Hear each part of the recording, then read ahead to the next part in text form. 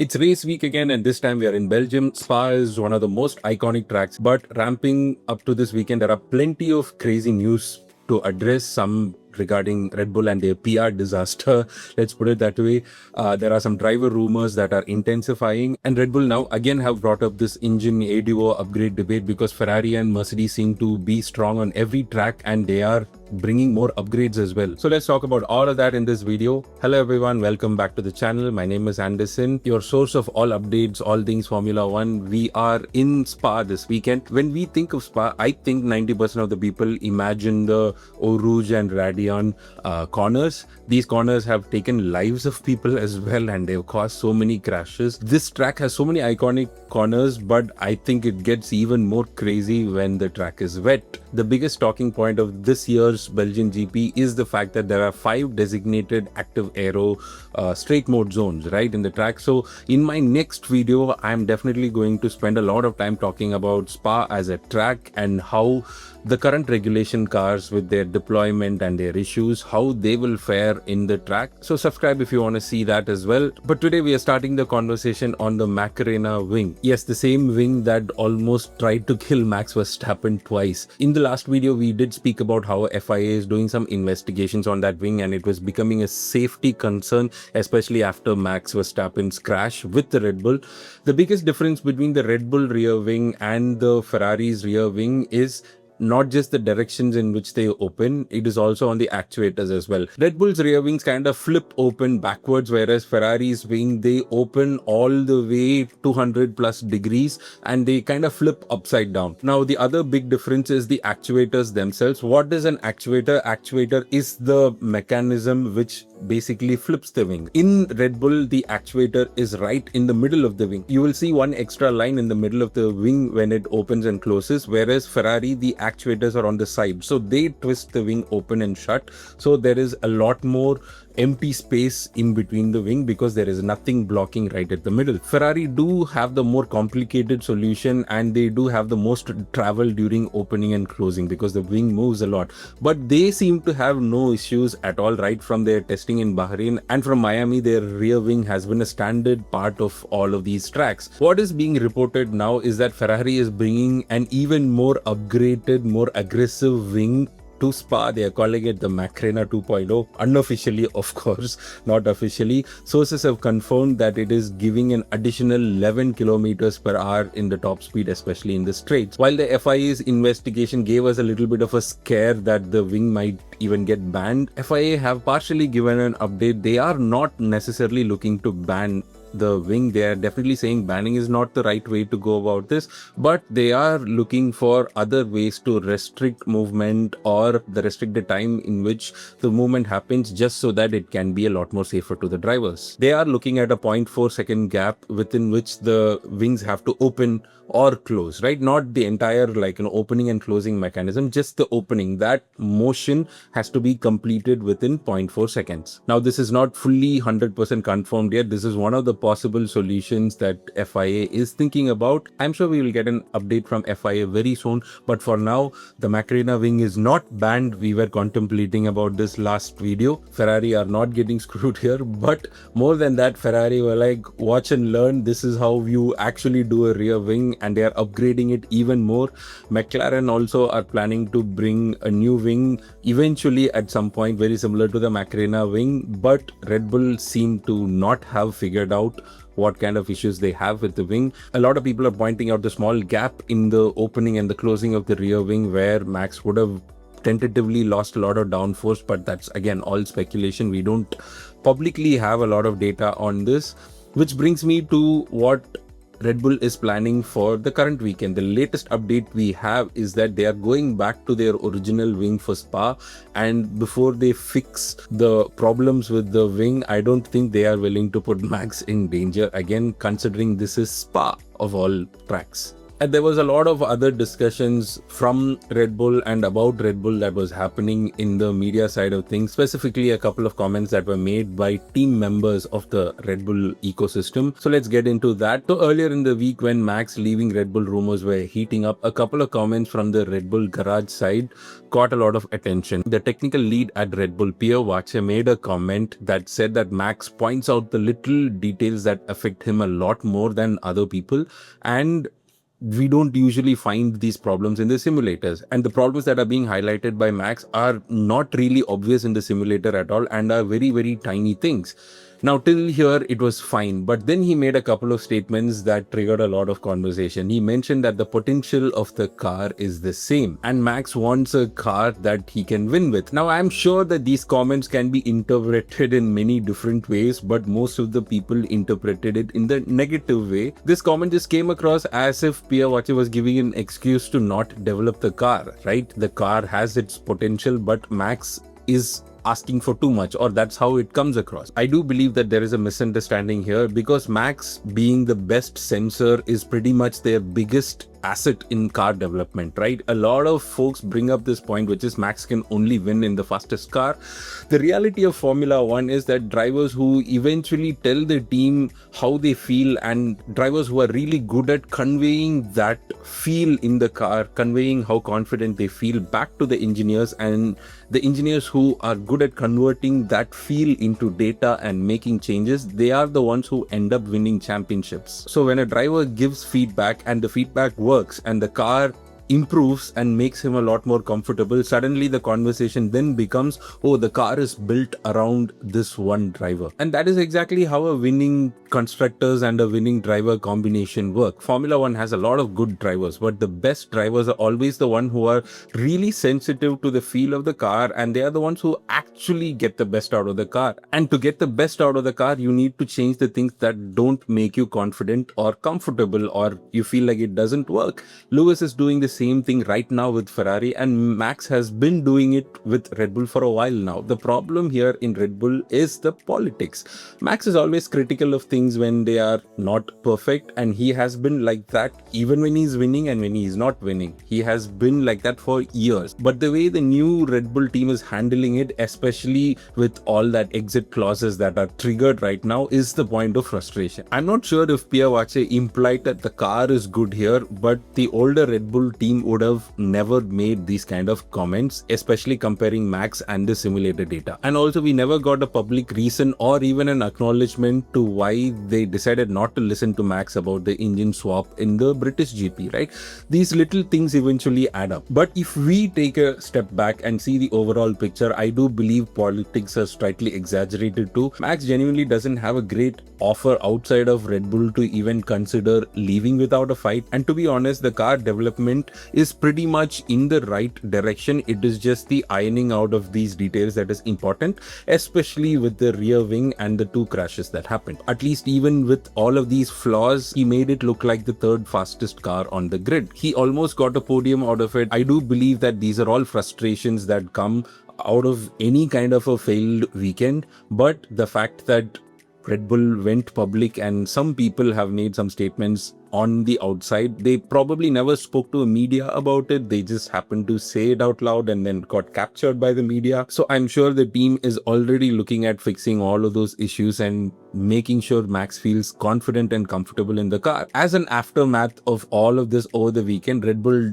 did try to do some damage control. Alan Premain, the Racing Bulls team principal, came out and mentioned how big an impact Max Verstappen is on the younger drivers, and he even called Max Verstappen the benchmark, and he called him almost perfect, and he used the word almost because he has not directly worked with him. He also mentioned the other side of Max, where he always represents the brand where he goes, and he is a great brand ambassador to have, and he is never faking anything because he is not trying to be nice for the sake of being nice. He says things as such, and he is true to himself without mincing words. Checo also appeared on another podcast, and he mentioned a lot of nice things about Max. He called Max tremendously complete driver. That's like huge praise from a guy who pretty much went into a team that was all about Max Verstappen. For a senior racing driver like Checo to look at Max Verstappen and say, I learned how to lead from Max Verstappen. Saying something like that, you don't take it lightly. Clearly, everyone else admires Max Verstappen except for Red Bull and their management, I guess. I'm kidding. Jokes aside, Red Bull will be back, Max will bounce back, and I'm actually looking forward to this weekend at Spa. One of the other bigger talking points again this week was the fact that Red Bull are the top ICE benchmark, and time and again on track we see the Ferrari and the Mercedes are clearly ahead, definitely in pure pace. Audi's team principal Mattia Binotto also mentioned that these ADUO rules were supposed to be a rule that helped engine manufacturers who are trailing behind or lagging behind to get an opportunity to catch up, not like an aggressive political offensive strategy for teams to downplay their advantage so that they get extra money and extra upgrades later in the season. In this current regulations, in this current season, it definitely looks like one team, which is Red Bull, is definitely getting penalized a lot for having on paper the best internal combustion engine, but on track and in reality they are not the strongest team when it comes to engine. Mercedes and Ferrari are completely silent on this issue because they know if they speak up they will lose the advantage that they have been gifted. And with all of the drama at Red Bull in Silverstone and the week marking a year after Christian Horner got sacked and his appearance at the paddock, the question that has come back again is, what would Christian Horner do? The problem here is that the FIA hasn't been very clear to the teams the way this whole ADUO engine performance is measured, because they don't want to tell the teams how they are going to measure so that the teams can actively downplay what is going to get measured, right? So FIA did the right thing there, but the rule itself has a bigger fundamental flaw in it. At this point, the only thing Red Bull can do is keep asking FIA to review the data again and again and again, and it has happened all over again. Based on the comments given by Red Bull, we can see that Red Bull on paper also, in every sample size and in every kind of measurement, do not have the best internal combustion engine. If that is the case, then clearly FIA's data and Red Bull's data are completely different, because as per FIA's data, Red Bull is the strongest engine. And also FIA has access to Red Bull's data, Mercedes data, Ferrari data, and every other engine manufacturer's data, whereas Red Bull only has their own data. They can't see into Mercedes or Ferrari's data. So I am not sure if this meeting or this new invigorated relook at this ADUO data will make any difference whatsoever. But then what else can Lauren Mekies do at this point? It's definitely not a good look for him, because last year, yes, he came into a team that was struggling, and suddenly after he came in, Max Verstappen started winning and he almost won the championship. But now this year is the first full year where it was all about Lauren Mekies and his decision making. And this is the first time probably in his era as Red Bull's team principal, his political muscle is being scrutinized and challenged, because clearly it is very obvious that Mercedes and Ferrari have played and sandbagged their engines just so that they can take advantage of the capital and the opportunities for future upgrades. And speaking of Christian Horner, it brings us to the next section of the discussion, which is all about driver rumors and stuff. We know Christian Horner has been trying to get back into Formula One for a while now after his exit. I think the most likely option is Alpine. He might buy a stake. There is also another potential opportunity at Aston Martin where he might rejoin Adrian Newey. They worked with each other for a long time. They might get along well. So yeah, there is an opportunity there. Especially at Aston, there is an opportunity for a leader to come and take over, because Adrian Newey as a team principal at the moment, with his health issues and him needing to focus a lot more on the car, yes, definitely a team principal figure will help a lot. There was another mention of BYD where he might be a team principal for BYD, but BYD as a company have released a statement saying they are not going to put a sticker for the sake of being part of Formula One. If they are coming into Formula One, they will do it properly. And it looks like it is not going to happen anytime soon, at least a year or a couple of years away. And on top of all of that, MBS being an attention-seeking person he is, has released a statement to the world saying that Christian Horner is coming back into Formula One, but he's not gonna tell where he's going to come in. So yeah, there is confirmation that Christian Horner is going to come back into Formula One. The choices at the moment are either Alpine or Aston. And in this driver rumor section, we've already spoken so much about Max and Piastri and Russell over the last couple of videos. So if you are interested in my thoughts and discussions about them and their swaps between Red Bull and McLaren and Mercedes, please go check out the previous video. But today I want to talk about another driver, Ollie Bearman. Ollie Bearman is a Ferrari Academy driver. He got his first shot in F1 in 2024 when he was a replacement for Carlos Sainz for one race where Carlos had to get an operation done. Ollie was driving in F2, and just for that one race, he was promoted to being a Ferrari driver. And in the first weekend, he pretty much impressed the entire paddock by taking that Ferrari and finishing it in points. And when I say in points, it was not in like 1 or 2 points. He got a decent chunk of points, and everyone was just waiting for the announcement to come. And eventually, yes, it came up in 2025. Haas announced him as one of their driver pairings. Now, Haas has been kind of like the Ferrari proving ground for a while now, and Ollie was eventually going to be a Ferrari driver. Haas is supposed to be a temporary place, but Ollie as a rookie has outperformed Ocon last season, and this season he has a clean sheet till now. But Leclerc just signed a massive deal with Ferrari, and Lewis also is in a really good form, and it definitely looks like he's going to extend the contract till he retires at least. So the talks of Lewis's contract is intensifying, which is bad news for Ollie because he is too talented a driver who's stuck in the tail end of the grid, and he will be wasting his prime young early years. He probably is one of the only drivers who can go head to head with Kimi Antonelli in terms of pure skill and driving.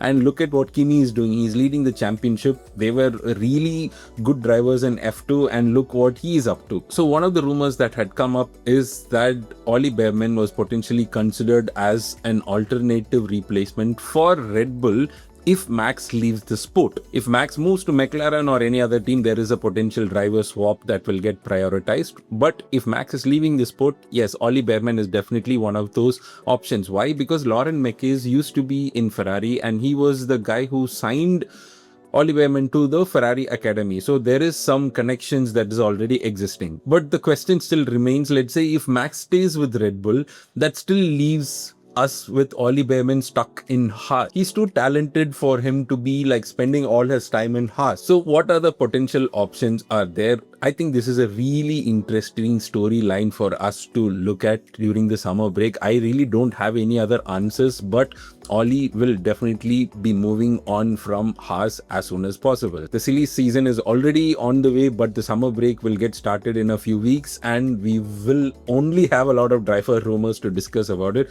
And this is definitely one driver that we need to watch out for because he is really talented. The other rumor that is getting out of hand at the moment, and it's getting louder and louder, it is Carlos Sainz's move to Audi. Clearly, Sainz is not happy with Williams, and the teams has struggled a lot from the beginning of the season. The promise of them fighting in the top 10 is looking really far-fetched right now, because even with the upgrades and the weight reduction, there seems to be fundamental things that need fixing in the car.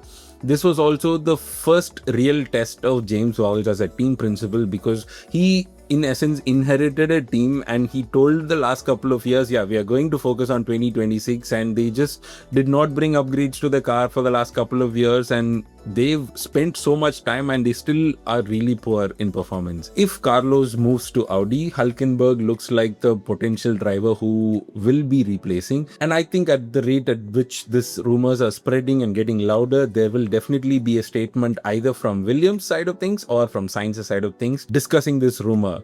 They'll either deny it or they will say, Williams and Sainz will either deny the rumor saying, no, I am committed to Williams. But if we don't hear from them, then we can be sure there is something definitely ongoing and there is a news of a move incoming. There are some other interesting news that I want to talk about or highlight. One is Ferrari did a test at Madrid. When I say a test, it was supposed to be a filming day. We got the first few images and clips from Madrid, and my first impression is that the track looks narrow at some parts. So we'll have to see the rest of the track to know whether there are overtake places and overtake zones or not. But it looks like a proper street circuit with very little margin for error, at least from a couple of angles. Toto needs to not only worry about Fred Vasseur spending a lot of money on upgrades, he also needs to worry about Fred potentially stealing another driver from Mercedes lot, because clearly Kimi is popular in Italy, and Ferrari being an Italian team, maybe Kimi will one day be a future Ferrari driver. I don't know. Italian pairing looks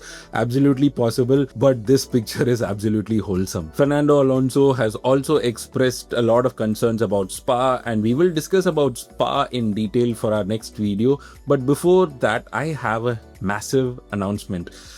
Massive for me, at least. See, I've been watching Formula 1 for more than 15 years now, and in 2025, as a creative outlet, I started creating content on Instagram. Tamil was the language that I chose for a couple of reasons. One, there were so many creators creating content on Formula 1, and I didn't want to do exactly what they were doing. Second reason is that I genuinely felt that there were so many fans that I can connect to, and in the end of the year, I was hoping to have a community of maybe 5,000 followers on Instagram, Tamil speaking followers who I can join and vibe with. But 100k followers, and a year later the community is bigger than ever, more alive than ever, and our YouTube community is growing as well. Here I've started making content in English so that I can maybe reach out to a little more broader audience outside of my Instagram following as well. Okay, I just had a power cut just as I was about to make the big announcement, but anyways, we'll carry on. One of the questions that I keep getting asked every time in my DMs, and anytime I run into one of you all, either in public or in airports or anywhere, the biggest question that I get asked is, when are we doing a meetup? When are we doing a watch party? Can we watch a race together? All of these questions keep coming up, and I always had a difficult way to answer this question, because while most of my audience are from Chennai and Tamil Nadu, I live in Hyderabad, so I never knew that there were so many people in Hyderabad who follow me, but looks like I was clearly wrong. I was approached by some folks from Rumor Lounge in High Tech City to host a watch party for the Belgian GP. So yes, this is the big announcement. We are finally doing a watch party, and this time it's in Rumor Lounge again, High Tech City in Hyderabad. I have my friend and fellow nerd from Benchwarmers, Glendon Moss, also co-hosting it with me. So if you are in Hyderabad, do drop by. We are starting at 5:30 p.m. this Sunday, just before the race starts, and we're going to have some fun. We're going to do some activities, and then we'll watch the race together, and I'll be there at the venue till like 9:30, 10ish. If you are in the city, please do drop by. But if you're not in Hyderabad, don't worry, we can figure out a way. If somebody is willing to host, or if somebody is willing to put this thing together, do reach out to me. But I am finally stepping out of my home. I'm finally stepping out of this studio and room to meet people. Okay, power is back after the Red Bull Moto Jam in March. I think this is the first time I'm stepping out to do something in the public. So I am actually super excited for this. Do drop by if you're in Hyderabad. I want to say thank you to all of you in person if I ever run into you. Thank you so much for the support. That's it for today's video. Do like and share the video with your friends if you enjoy it. Stay subscribed for more content. This is going to be an incredible weekend. Okay, see ya. Peace.